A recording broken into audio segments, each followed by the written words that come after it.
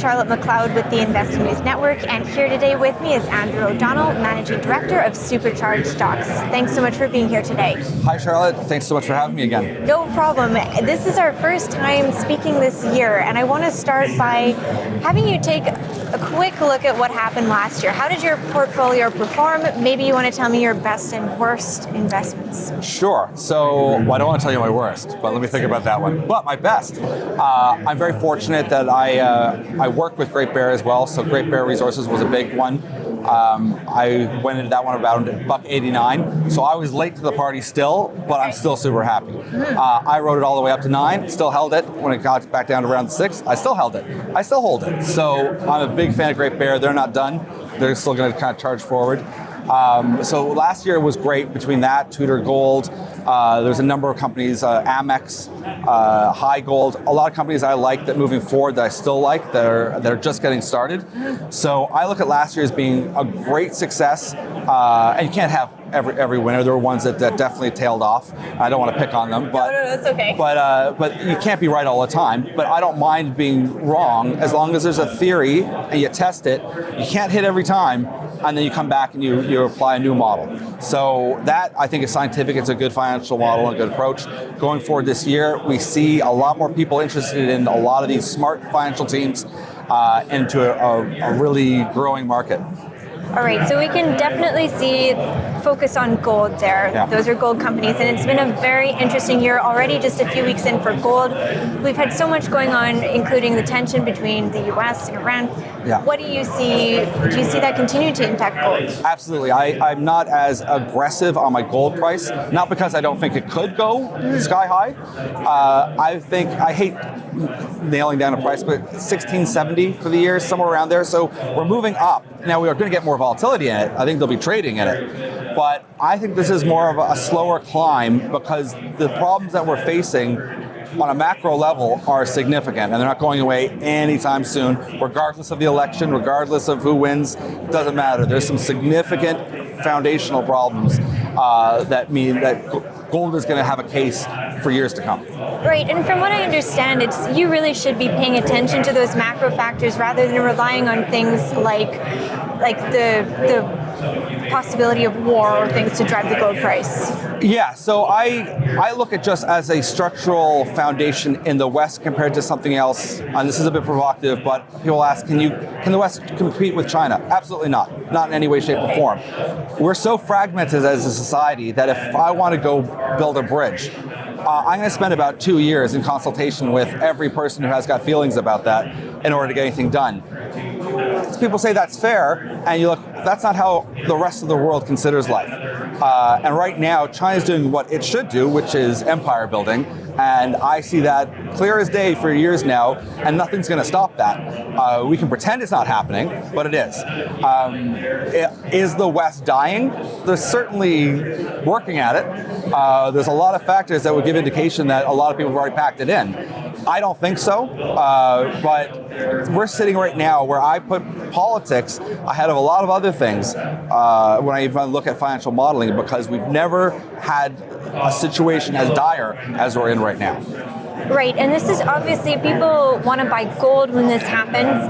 Are there other metals or commodities that people should be looking at right now? Absolutely. I always joke, I would rather be paid in copper, nickel, lithium than take your paper money, because I'm of the core belief that right now I don't want to own an Apple phone. I want to own all those pieces that make up an Apple phone, and that all comes from mining. So when things get chaotic or terribly intense in society, there's a fundamental calling to go back to safe, and bonds are not safe. I don't care as much as any marketing big channel wants to tell you to go buy bonds. There's 13 trillion in negative yielding sovereign debt. That's just the sovereign debt. There's massive junk debt out there for anyone trying to get yield. That can't sustain.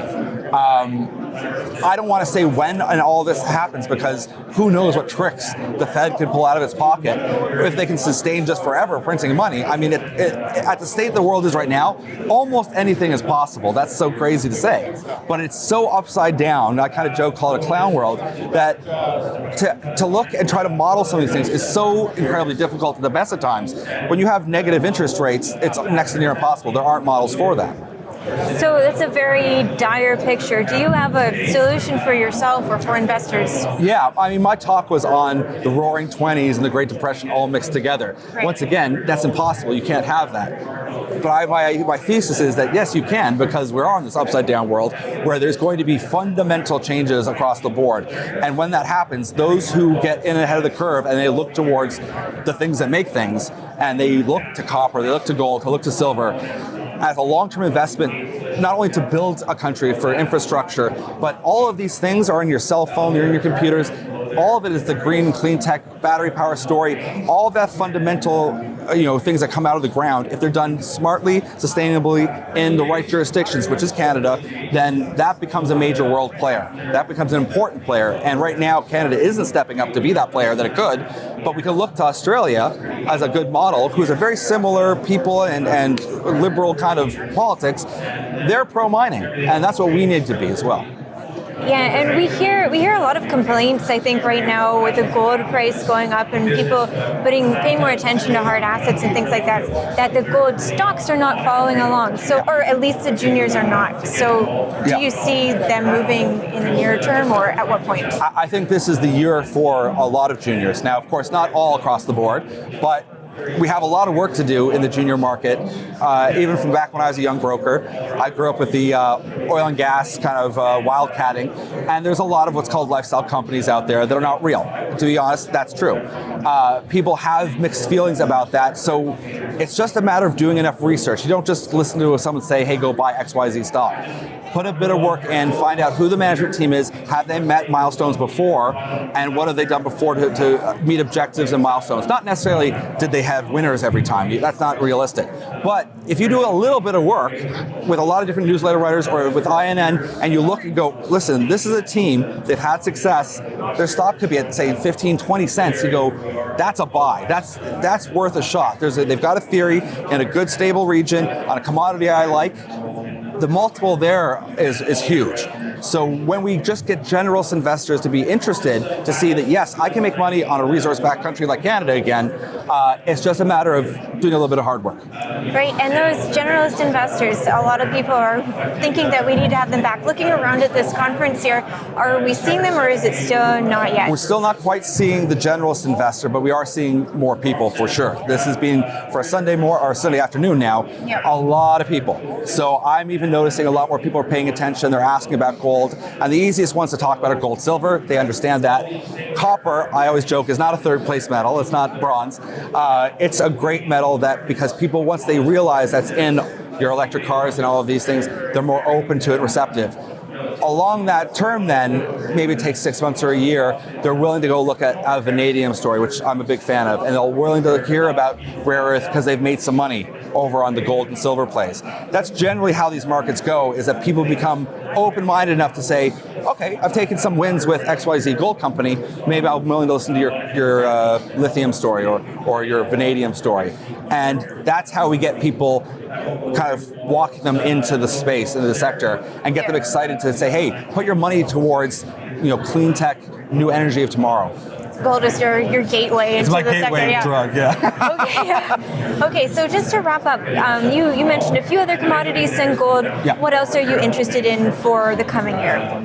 Right now, my main focus, because it's going to be an easy one, is gold and silver. Those are great, and copper is always there. I love the rare earth story because there's it's hot in the news, yes. And rare earth is in a surprising amount of things. Not forgetting in all guidance systems. So that's a big thing. If one is thinking there's war, you need rare earth. If you don't have it, you haven't processed it, you can't have missile guidance systems. homes, you don't have GPS. So things And that's like not that. even taking into account the who has it and who doesn't have it. Yes, and we know who has it and who doesn't have it. Yes. So there's a big push on that phase, which also incorporates into vanadium and some of these other really crucial metals. And I think once people start paying attention to just the story of mining and they see where some of these ones are so critical in our future, then it becomes, we need to pay attention. All right, we'll leave it there. That was Perfect. great. Thank you so much. Once again, I'm Charlotte McLeod with the Investor News Network, and this is Andrew O'Donnell with SuperCharged Stocks.